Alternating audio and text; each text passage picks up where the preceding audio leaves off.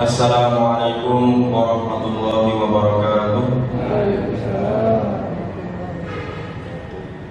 Alhamdulillahilladzi arsala rasulahu ila kafatin nas wa anzala ma'ahul kitaba liyufarriqa bihi bainal haqqi wal batil wa yufarriqa bihi bainal ma'rufi wal munkar wa hadana ila siratil mustaqim wa asyhadu an la ilaha illallah wahdahu la syarika lah wa anna Muhammadan abduhu wa rasuluhu la nabiyya wa la rasula ba'da. Amma ba'd. Sebelum kita mulai kajian pada malam hari ini, mari kita awali dengan bersama membaca basmalah. Bismillahirrahmanirrahim. Alhamdulillah, bersyukur pada Allah Subhanahu wa taala, pada malam hari ini kita masih bisa menunaikan ibadah kepada Allah Subhanahu wa taala, melaksanakan perintahnya, menjalankan kewajibannya, yakni melaksanakan sholat maghrib secara berjamaah, kemudian dilanjutkan dengan kajian rutin Rabu malam, yang mudah-mudahan amalan kita semua diterima oleh Allah Subhanahu wa taala sebagai amal sholih yang pahalanya dapat kita jadikan bekal untuk kehidupan kita di dunia sampai akhirat. Amin ya rabbal alamin. Salawat dan salam semoga tetap tercurahkan kepada junjungan kita Nabi besar Muhammad SAW, kepada keluarganya, para sahabatnya, serta para pengikutnya sampai akhir zaman. Hadirin yang dirahmati oleh Allah Subhanahu wa taala, pada malam hari ini kita akan melanjutkan ngaji kita, yakni kitab Fawaidul Bayan, yang mana pembahasan kita telah sampai pada hukum ketiga dari bab at-tawajjuh ilal Ka'bah fi shalah, menghadap ke Ka'bah dalam sholat, yang mana pada hukum kedua yang lalu sudah kita sama-sama pelajari, yakni berkenaan dengan menghadapnya kita ke Ka'bah itu apakah harus ke tubuhnya Ka'bah lurus atau cukup pada arahnya saja. Ini ada dua pendapat besar yang saling ikhtilaf, yakni pendapatnya Imam Syafi'i dan Imam Hambali yang mengatakan bahwasanya harus lurus ke tubuhnya Ka'bah, tidak hanya sekedar ke arahnya. Kemudian pendapat yang kedua, yakni mazhabnya Imam Abu Hanifah dan Imam Malik, yang mengatakan cukup mengarahkan saja, tidak wajib harus lurus. Dalil-dalilnya diantara yang bertentangan ini sama, ayat Qur'annya sama, hadis-hadisnya beberapa juga sama, namun interpretasinya yang berbeda. Kemudian di antara nalarnya yang Syafi'iyah dan Hambali yang mengatakan harus menghadap ke lurus ke Ka'bah, ya, di antaranya kaunul Ka'bah kiblatun amrun maktuun bihi. Pernyataan mereka bahwasanya Ka'bah sebagai kiblat itu sesuatu yang sudah pasti. Semua orang meyakini itu, tidak diragukan lagi. Wa kaunu ghairiha kiblatun amrun masbukun bihi. Adapun selain Ka'bah sebagai kiblat, itu perkara yang masih diragukan, seperti arahnya atau apanya. Wa ri'ayatul ikhtiyar fi shalah amrun wajibun. Katanya mazhab Syafi'iyah dan Hambali, menjaga kehati-hatian dalam hal perkara sholat adalah sesuatu yang wajib. Fawajib tauqifu sihhatus shalah ala istiqbalu ainul Ka'bah. Maka wajib ditetapkan salah satu yang menjadi sahnya sholat itu adalah menghadap ke Ainul Ka'bah, ke Ka'bah tubuhnya ini, bukan hanya sekedar arah. Sedangkan yang Maliki dan Hanafi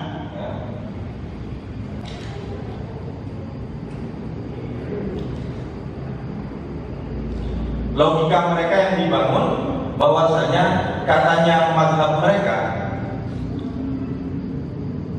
bagi masyarakat yang dekat dengan sekitaran Ka'bah, masyarakat sekitaran Ka'bah mengarahkan ke Ka'bah itu perkara yang sulit dahulu, perlu ahli. Kalau sekarang itu ahli falak.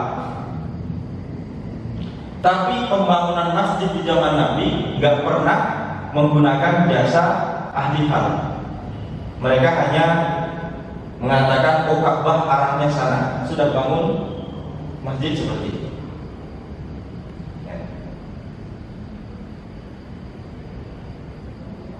Dan mereka juga berdalil dengan hadis Nabi SAW, al-baitu kiblatun li ahli masjid. Baitullah itu kiblat bagi tetangga masjid, orang yang tinggal di masjid, sekitaran masjid. Wal masjidu kiblatun li ahli haram. Masjid keseluruhan itu kiblatnya penduduk tanah haram. Wal haram kiblatun li ahli al-ardi fi masyariqiha wa magharibiha bil ummati. Dan tanah haram itu menjadi kiblat bagi penduduk dunia, baik dari arah sisi timurnya maupun dari arah sisi baratnya, min ummati, dari umatku, kata Nabi SAW. Hadis riwayat Al-Baihaqi fi Sunanihi an Ibnu Abbas marfu'an. Hadis riwayat Al-Baihaqi dalam kitab sunannya dan statusnya marfu sampai ke Nabi SAW. Sehingga Syekh Ali As-Sabuni pengarang kitab ini mentarjihkan pendapatnya yang Hanafi dan Maliki, yang mengatakan cukup pada arahnya saja. Karena memang di antara logika mereka juga bahwasanya Ka'bah itu panjangnya perkiraan 16 meter. Ya, 16 meter. Kurang dibutuhkan ngertos secara pasti. Yang sudah pernah umroh dan haji mungkin tahu panjangnya atau luas dan lebarnya Ka'bah itu pintar. Kalau dari arah sini, maka orang yang bisa lurus dengan tubuhnya Ka'bah dalam sholat, ya sepanjang itu. Apabila softnya panjang melebihi 16 meter nih, sampai 30 meter misalnya softnya, maka yang paling ujung itu jelas luput ke tubuhnya Ka'bah. Maka mazhab Maliki dan Hanafi itu berpendapat hanya ke arahnya saja. Dan ini menjadi kesulitan bagi orang yang jauh dari Ka'bah untuk bisa mengarahkan pas tepat ke tubuh Ka'bah. Ini menurut mazhab mereka. Sedangkan agama itu adalah yuridullahu bikumul yusra wa la yuridu bikumul usra. Allah itu menginginkan kita dalam beragama itu adalah kemudahan, bukan kesulitan. Makanya dalam mazhab Syafi'i, di niat sholatnya itu diantaranya harus diniatkan. Kalau orang yang jauh dari sekitaran Ka'bah, nggak melihat Ka'bah secara langsung, sholatnya itu menghadap kiblatnya itu harus dalam hatinya. Hatinya meniatkan menghadap ke Ka'bah. Makanya redaksi niatnya itu usolli misalnya, usolli fardhu zuhri arba'a raka'atin mustaqbilan kiblatin adaan atau imaman atau makmuman lillahi ta'ala. Itu kalau diredaksikan. Nah, ini sebenarnya ketemu saja. Ya. Sama saja, artinya ketika orang itu meniatkan dalam hati menghadap ke kiblat, itu pada kenyataannya dia itu nggak bisa memastikan apakah dia itu lurus beneran atau tidak. Hanya hatinya yang menghadapkan ke Ka'bah. Itu pembahasan yang lalu di hukum yang kedua. Sekarang kita beranjak ke hukum yang ketiga.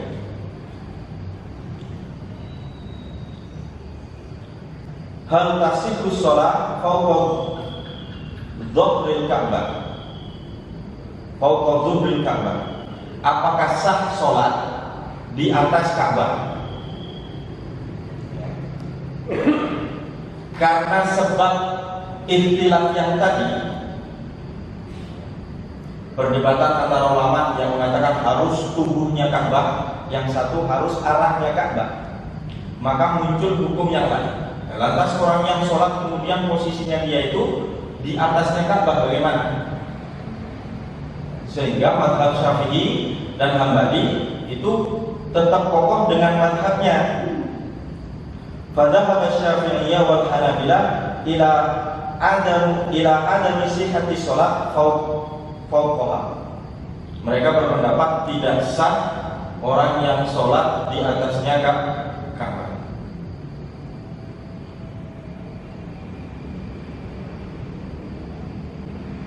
Li'anna al-musta'aliyan 'alaiha la yastaqbiluha innama yastaqbilu syai'an akhar. Karena dia posisinya lebih tinggi dari Ka'bah dan dia tidak menghadap ke Ka'bah tapi menghadap ke sesuatu yang lain. Nah, ini repot ini. Sedangkan kita tahu sekarang ya, di sekitaran Masjidil Haram itu bangunannya ditinggikan. Bahkan kalau ada orang yang sudah nggak muat syahi di sekitaran Ka'bah, bisa syahi lewat yang di lantai 2 atau lantai 3. Sedangkan mazhab Hanafi wa ajazal Hanafiyah, katanya Imam Abu Hanifah, as-sholatu fawqaha ma'al karahiyah. Imam Abu Hanifah membolehkan sholat ya, posisinya di atas Ka'bah, tapi hukumnya makruh. Lima fil isti'la 'alaiha min su'il adab. Karena memposisikan diri lebih tinggi daripada Ka'bah itu diantara su'ul adab. Illa anna sholata tasihha bina'an 'ala madhhabihi. Akan tetapi sholatnya tetap sah. Min annal qiblata hiyal jihad. Karena pendapatnya Imam Abu Hanifah, yang dimaksud kiblat itu adalah arahnya. Sehingga apa? Min qararil ardi ila ananis sama. Ya, jadi kiblat itu ya dari Ka'bah yang ada di atas bumi itu sampai ke atas. Ya. Sampai ke atas, dan di atas di sana ada Baitul Ma'mur. Baitul Ma'mur. Dan ini sejajar. Ya, Baitul Ma'murnya yang ada di langit, tempat beribadah, sholat dan tawafnya masyarakat langit itu sejajar dengan Ka'bah yang ada di bumi. Sehingga sholat itu berada di atasnya itu tetap menghadap ke Ka'bah. Ini menurut mazhab Abu Hanifah. Wallahu ta'ala a'lam. Itu hukum yang ketiga. Kemudian al-hukmur rabi, aina yanzurul musalli waqta shalah. Ke arah mana kita pada waktu sholat itu harus menghadapkan wajah? Lurus ke depan atau ke bawah atau ke atas, atau itu memiliki wonten mushaf, ke arah mushaf itu yang baca dari ayat itu, sehingga kan hadapnya akhirnya tentang Al-Quran ini. Dzahaba al-Malikiyah ila anna al-musalli yanzuru fi sholati amama. Mazhab Maliki berpendapat orang yang sholat itu hendaknya dia menghadap ke depan, lurus ke depan. Ini hanya mazhab Maliki. Wa qala al-jumhur, sedangkan jumhur ulama selain Maliki, selain mazhab Maliki, yastahibu ayyakuna nadrahu ila mawdi'i sujudi. Disunnahkan mengarahkan ke pandangannya ke tempat sujudnya. Wa qala Syarikul Qadi Syarif mengatakan yanzuru fil qiyam ila mawdi'i sujudi. Ketika berdiri melihat ke arah sujud. Wa fil ruku'i ila mawdi'i qadamaihi. Dan ketika ruku yang dilihat adalah ke arah telapak kakinya. Ini tampak, ini menurut Qadi Syarif namanya. Wa fi sujudi ila mawdi'i anfihi. Dan ketika sujud ya, pandangannya itu ke arah hidungnya. Wa fil qu'udi ila hujrihi. Dan ketika duduk tahiyat itu ke arah dengkulnya. Ini menurut ulama namanya Qadi Syarif. Qala al-Qurtubi, al-Imam al-Qurtubi berpendapat fi hadhil ayati hujjatun wadihatun lima dzahaba ilaihi Malik. Dalam ayat kaitannya yang berbunyi fawalli wajhaka syatral masjidil haram, maka arahkan wajahmu ke arah Masjidil Haram, itu menjadi hujjah katanya Imam Al-Qurtubi, kuatnya mazhab Maliki. Imam Al-Qurtubi ini menguatkan mazhab Maliki yang mengatakan harus pandangan ke depan. Fi anna musalli hukmuhu ayyanzura amama. Ini orang yang sholat harus melihat ke depan. La ila mawdi'i sujudihi, tidak kepada arah sujudnya. Karena firman Allah Subhanahu wa taala Quran surah Al-Baqarah 144 tadi, wa walli wajhaka syatral masjidil haram, maka arahkan wajahmu ke arah Masjidil Haram. Qala Ibnu Arabi berkomentar, innama yanzuru amama, sesungguhnya hanya kepada ke depan. Orang yang sholat itu mestinya melihat. Fa innahu in ila rasahu dhahaba ba'dal qiyam al-muftarij alaihi fil rafsi. Karena kalau dia menundukkan kepalanya saat berdiri, maka saat berdiri artinya dia belum sempurna berdirinya. Itu pendapatnya Ibnu Arabi. Sedangkan kepala itu huwa asyraful a'dha, anggota badan yang utama. Wa in aqama ra'sahu wa takallafa an-nadhar bi basarihi ila al-ardi fatilka masyaqqa 'azimah wa haraj. Maka kalau orang itu sholatnya harus berdiri tegak, lurus, sementara dia harus memandang ke bawah, itu akan mengalami kesulitan, katanya.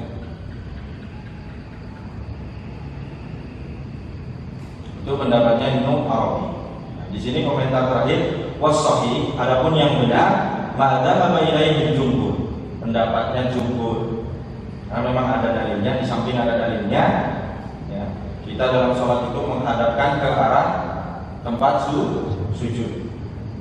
Fa innal musalli idza nadara ila makani sujud la yakhruj an kaunihi mutawajjihan ilal ka'bah. Karena sesungguhnya orang yang sholat, meskipun dia itu memandangi atau melihat ke arah sujudnya, dia tidak berarti keluar dari menghadap ke arah Ka'bah atau kiblat. Wa inna mastahabbu dzalika, dan sungguh sholat kita menghadap ke arah sujud itu disunnahkan hatta la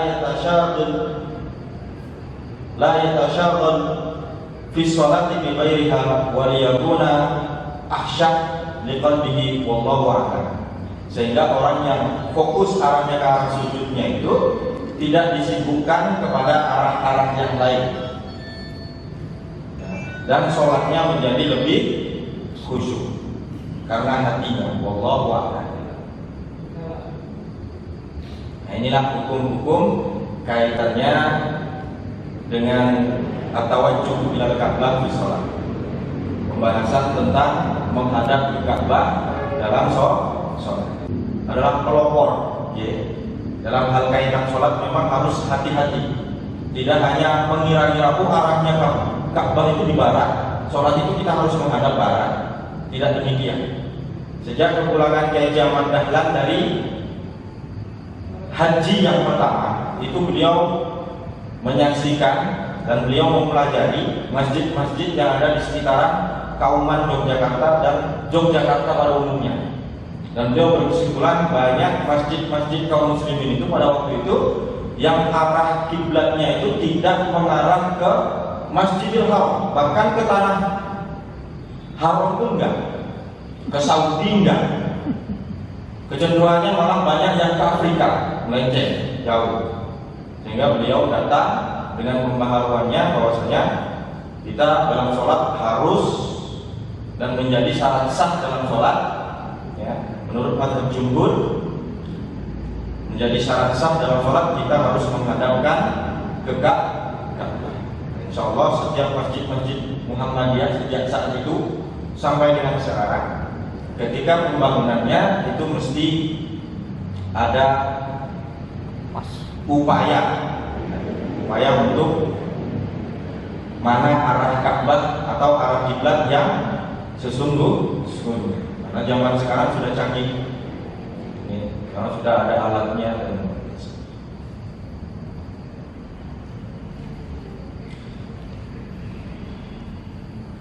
Kemudian ma'tar sudu ilaihil ayatil karimah, dari ayat-ayat yang mulia atau Quran surat Al-Baqarah kaitannya tentang pemindahan arah kiblat yang semula dari Masjidil Aqsa kemudian berpindah ke Masjidil Haram.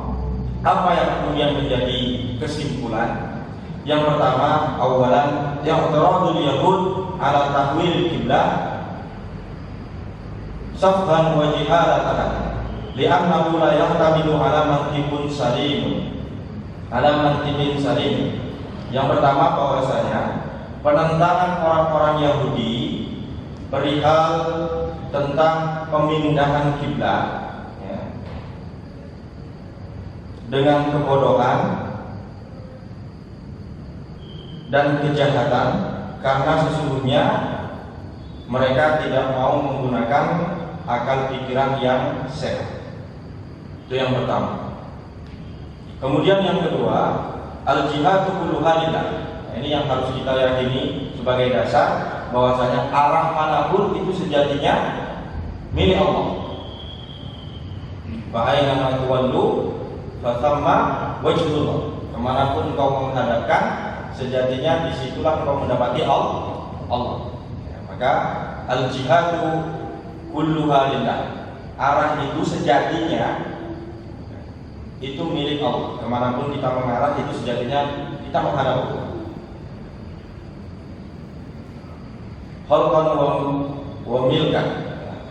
Dia adalah makhluknya Allah dan miliknya Allah. Fala yaqtaradun alaihi bitahwil min jihati ila ukhra. Maka semestinya tidak ada pertentangan kaitannya tentang perubahan arah kiblat itu. Kemana saja Allah kehendaki untuk berubah, maka kita sebagai orang yang beriman mesti harus menerima dengan penuh keimanan.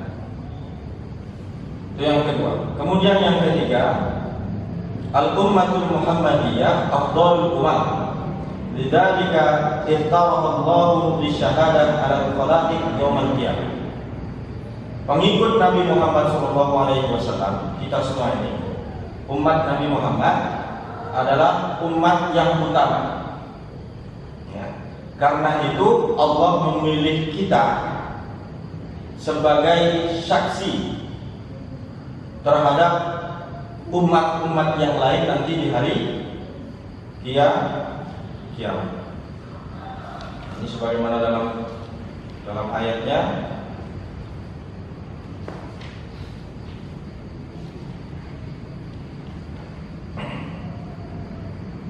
wa kadzalika ja'alnakum ummatan wasatan litakunu syuhada 'alan nas wa yakuna ar-rasulu 'alaikum syahida wa ma ja'alna al-qiblata allati kunta 'alaiha illa lina'lama man yattabi'ur rasul mimman yanqalibu 'ala aqibai. Al-ayat. Dan demikianlah kami jadikan kamu wahai umat Muhammad ummatan wasatan, umat wasatiyah, umat yang sangat adil, bijaksana, wasat, tengah-tengah. Dan Allah mencintai yang tengah-tengah. Khairul umuri awsatuha. Sebaik-baik segala sesuatu itu yang tengah-tengah, yang sesuai, yang pas, tidak berlebihan dan tidak kurang. Dan Allah katakan litakunu syuhada, supaya kita itu nanti menjadi saksi.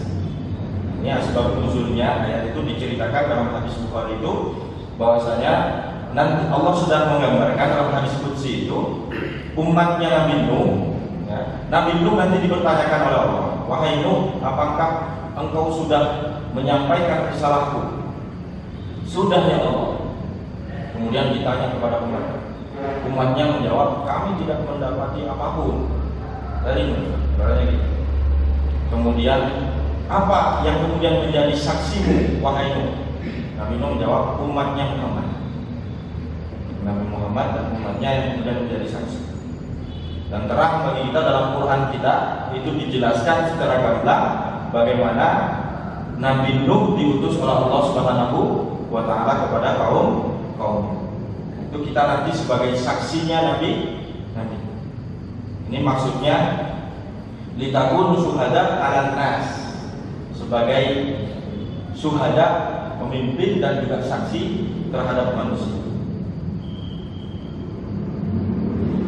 Kemudian yang keempat, tahwilul qiblah imtihanun li imanin nas liyatamayyazul mu'minus shadiq 'anil fajir al-munafiq.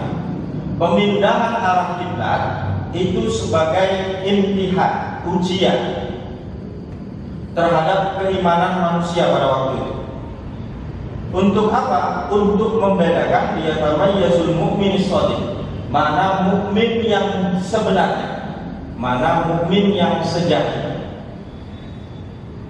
anil fajiril munafiq, dari orang-orang yang menyimpang lagi munafik. Karena pada peristiwa itu, ya sebagaimana saya sampaikan di awal dulu, peristiwa perpindahan Ka'bah, perpindahan kiblat dari menghadap Masjidil Aqsa ke Masjidil Haram atau Ka'bah di Mekah itu menjadi peristiwa yang luar biasa dan dijadikan alat oleh orang-orang Yahudi ya, untuk menggembosi kaum muslimin ya, dan banyak kemudian terjadi pemurdatan pada waktu itu. Ada orang yang awalnya beriman tapi belum cukup kuat imannya, dipanas-panasin sama orang Yahudi, gimana nabimu itu mencela-mencela. Dulunya kalian itu sama seperti kami, berkiblat kepada Baitul Maqdis. Sekarang kau berpindah, kok begitu agamamu? Nah, jangan-jangan kalau kita dulu hidup di zaman itu dan bersinggungan dengan orang-orang Yahudi yang demikian, mungkin kita termasuk yang ingkar kepada Nabi Muhammad SAW. Dan selamatnya kita jadi umat akhir zaman, ya, meskipun juga tidak selamat-amat ya. Bahaya juga, ketar-ketir juga kalau memang sekarang ini akhir zaman. Kemudian yang kelima, ya, dari ayat-ayat itu yang menjadi kesimpulan yang kelima, ada bunyi Rasulullah Sallallahu Alaihi Wasallam kana yamna'uhu min su'alin takwil qiblah walidzalika akramahullah bima yarda. Ini menunjukkan mulianya adab Rasulullah SAW. Beliau tidak meminta kepada Allah, ya, tidak langsung meminta kepada Allah supaya berpindah kiblat dari arah Masjidil Aqsa ke Masjidil Haram. Karena itu kemudian, karena Allah Maha mengetahui apa yang ada dalam hati hambanya, Allah sendiri yang kemudian memindahkan arah kiblat. Nah, itu tergambar dalam ayat yang ke-144.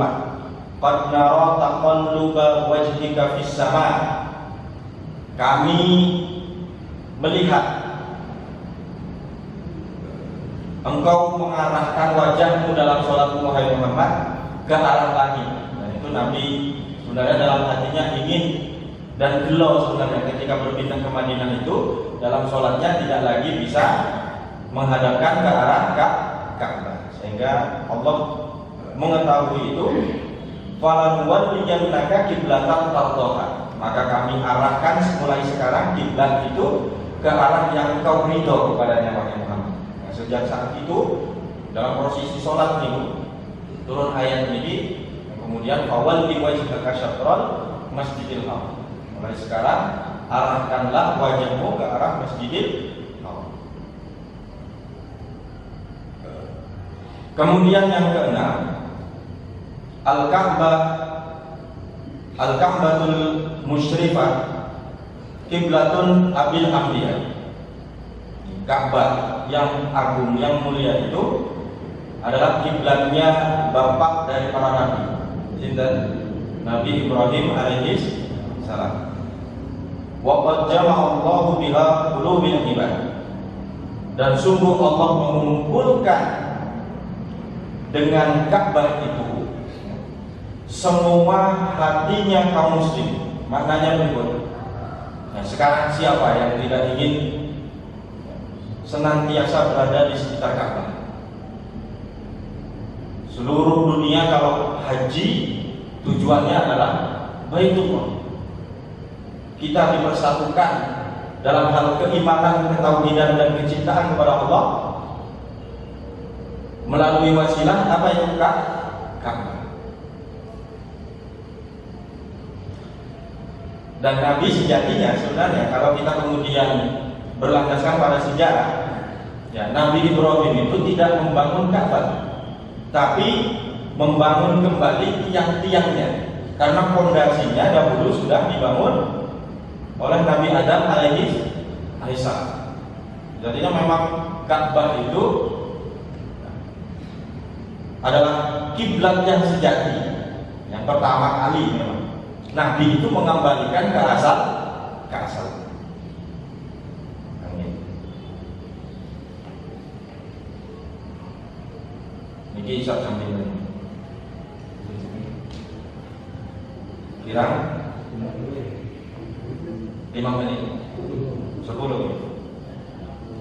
Ini sudah sampai pembahasan yang terakhir, yakni hikmatut tasyrik.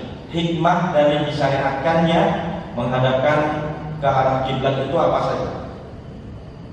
Hadzal baitul atiq alladzi rafa'a qawaiduhu Abul Anbiya Ibrahim alaihi salam huwa qiblatun ahlul ardi kama annal baitul ma'mur qiblatun ahlus sama. Ya. Hadzal baitul atiq. Baitul atiq itu maksudnya adalah Ka'bah. Ka'bah itu yang mana dibangun tiang-tiangnya oleh Abul Anbiya Ibrahim alaihissalam. Dia adalah kiblatnya ahlul ardi, penduduk bumi, sebagaimana Baitul Ma'mur adalah kiblatnya penduduk langit. Yatufuna hawlahu yusabbihuna bihamdillah. Mereka semua bertawaf mengitarinya, ya, yang di bumi mengitari Ka'bah, yang di langit mengitari Baitul Ma'mur, dengan bertasbih kepada Allah dan memuji dan mengagung-agungkan Allah Subhanahu wa taala. Wa qad iqtadat hikmatullahi ayyajma'a ummatut tauhid ala kiblatin wahidah. Ini di antara hikmahnya itu kebijaksanaan Allah yang telah mengumpulkan umat yang berlandaskan tauhid itu pada kiblat yang satu. Kita itu umat Islam kiblatnya satu. Tidak ada mau ngaku Islam kok berkiblat selain Ka'bah.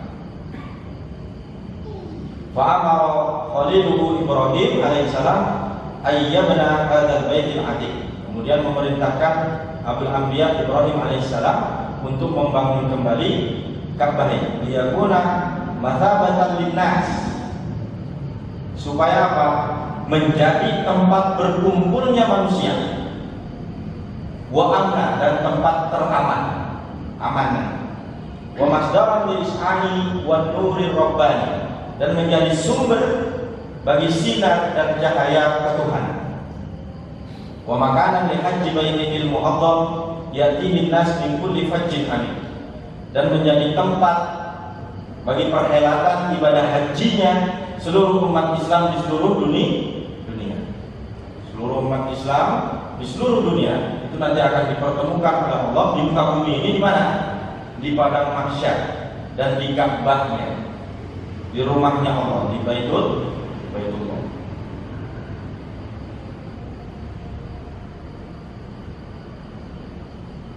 Kemudian waqad amarallahu rasuluhul karim bitawajjuh ilaihi fis shalah, dan Allah sungguh memerintahkan kepada rasulnya yang mulia supaya menghadap kepada Ka'bah itu, kepada kiblat pada saat salat.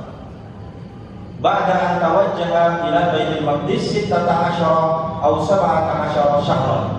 Setelah sebelumnya selama 16 bulan sejak diperintahkannya salat atau 17 bulan itu menghadap ke arah Baitul Maqdis. Wadalika li hikmatin jalilatin hiya imtihanul imanun nas. Dan ini menjadi hikmah yang sangat baik, yaitu sebagai ujian bagi umat atau pengikut Nabi Muhammad pada waktu itu untuk memisahkan waktibari sadaqa yaqini, mana orang-orang yang yakin sungguhan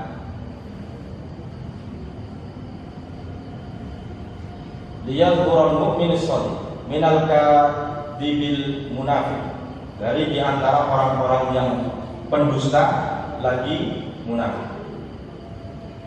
Wa liyu'ayyidu li hadhihi ummah allati ikhtara Allah,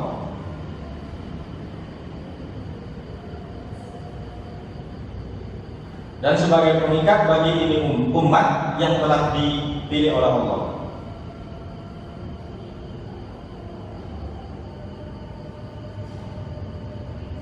Kemudian hikmah berikutnya, Ka'bah yang mulia itu zadamallahu syarfan wa ta'dhiman. Allah menambahkannya pada status kemuliaan dan keagungan. Dia ramzul tauhid, dia adalah lambang tauhid. Wa madharul iman, dan aspek keimanan. Wa qiblatu abil anbiya Ibrahim khalilur rahman, dan kiblatnya Abul Anbiya Ibrahim Khalilur Rahman.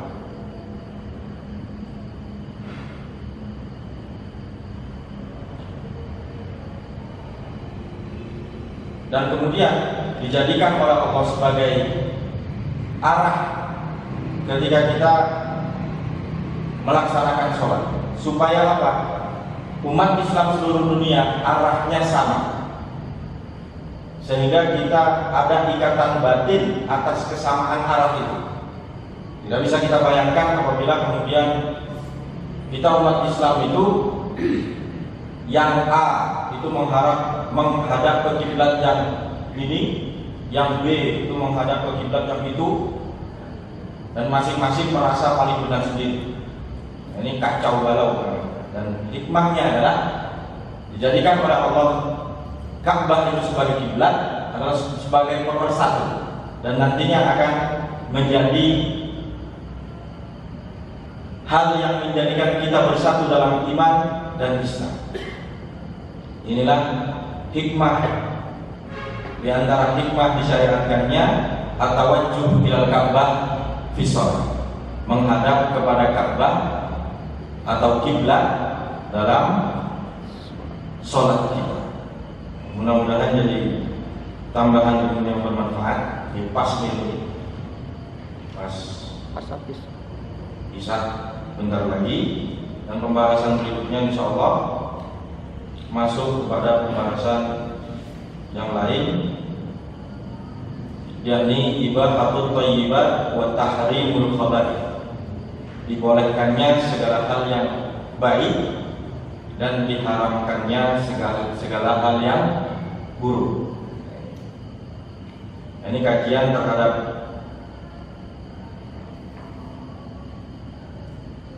ayat ya ayyuhalladzina amanu kulu min thayyibati ma razaqnakum washkuru lillahi in kuntum iyyahu ta'budun. Innama harrama 'alaikumul maitata wad-dama wa lahmal khinzir wa ma uhilla bihi li ghairillah. Wa man ittara ghayra baghin wa la 'adin fala isma 'alaihi. Innallaha ghafurur rahim.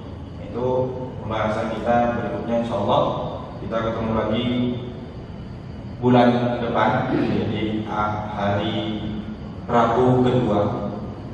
Yang mudah-mudahan kita senantiasa diberikan kesehatan oleh Allah Subhanahu wa taala, keimanan yang kokoh sehingga kita bisa melaksanakan segala perintahnya dan menjauhi segala larangannya, dan senantiasa bisa mengikuti kajian-kajian yang kita adakan di masjid kita yang tercinta ini. Amin ya rabbal alamin. Demikian yang bisa saya sampaikan. Kurang lebihnya saya mohon maaf. Billahi fi sabilil haq fastabiqul khairat. Wassalamualaikum warahmatullahi wabarakatuh. Waalaikumsalam warahmatullahi wabarakatuh.